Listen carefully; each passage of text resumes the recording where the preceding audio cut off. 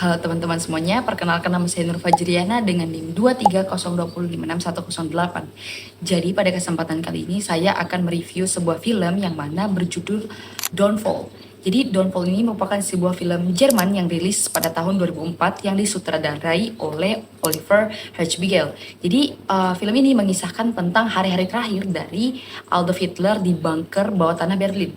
Film ini mengusung genre historical war drama yang mana dimulai dengan kilas balik ke tahun 1942 saat Theodor Jangi atau sekretaris Hitler itu baru direkrut. Jadi setelah itu cerita beralih ke tahun 1945 saat Berlin hampir runtuh. Alur film ini bersifat maju mundur tapi semuanya tersusun rapi.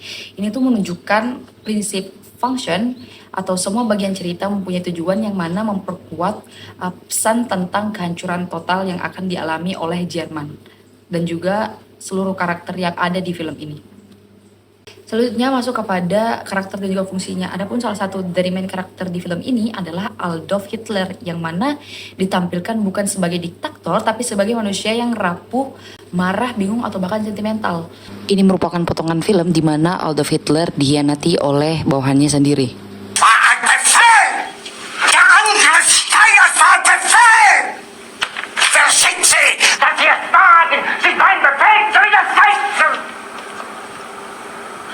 Weit ist das also gekommen. Das Militär hat mich belogen. Jeder hat mich belogen, sogar die SS.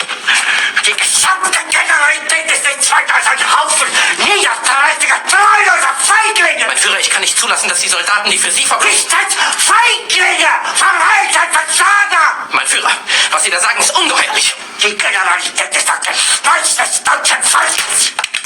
Sie ist ohne Ehre.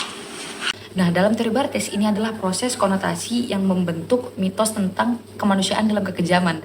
Sebenarnya film ini tidak mencoba membenarkan tindakan Hitler sama sekali, namun justru memperlihatkan kontradiksi yang mana monster juga bisa menangis. Ini tuh menciptakan disunity dalam karakterisasi menentang ekspektasi dari para penonton. Ada Theodor Jangi, yaitu merupakan protagonis pasif yang mana merupakan titik masuk dari penonton ke dalam film gelap ini. Ia tuh tidak berperan besar sebenarnya, tapi justru berfungsi sebagai saksi. Dalam film form, ia adalah kunci function dan repetition. Jadi dia tuh terus-terusan hadir di momen-momen kunci untuk menegaskan degradasi dari moral para tokoh lain. Selanjutnya masuk kepada setting dan juga atmosfer.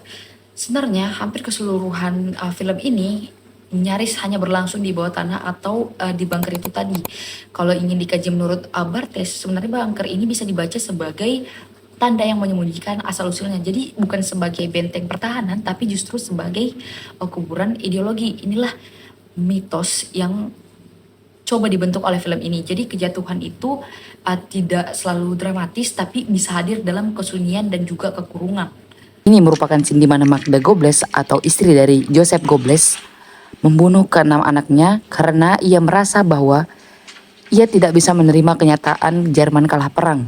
Membunuh anak-anaknya adalah bentuk penolakan terhadap kenyataan tersebut, seolah lebih baik mati daripada hidup dalam dunia yang dikalahkan oleh sekutu dan tidak lagi menganut nilai-nilai Nazi.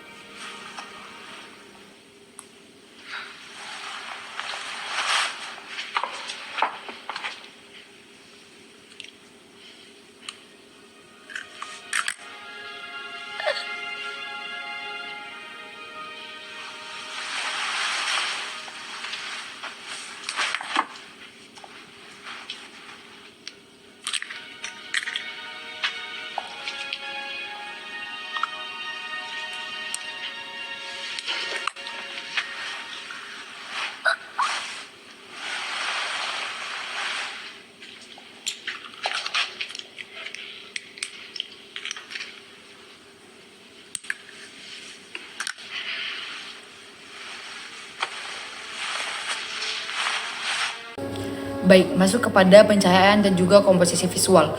Sebenarnya pencahayaan yang ada dalam film Downfall ini mendukung narasi psikologis yang rapuh dan penuh tekanan. Jadi warna-warna yang dominan itu warna abu-abu, warna kuning pucat dan juga warna hitam yang menciptakan suasana yang dingin dan juga tegang. Ini tuh mendukung prinsip difference dan juga variation di mana bentuk klasik sinema ini dipelintir untuk menciptakan rasa yang tidak nyaman. Terus selanjutnya masuk kepada kostum dan juga properti. Sebenarnya hampir dari seluruh karakter ini menggunakan seragam militer yang dulu merupakan simbol dari Nazi, yang mana memperkuat mitos tentang militerisme, maskulinitas, dan juga disiplin yang ekstrim. Bartes menyebut ini sebagai bentuk myth-taking, atau ketika simbol seperti seragam bukan lagi sekadar kostum tapi sebagai tanda dari legitimasi kekuasaan. Selanjutnya ada genre dan juga konvensi film.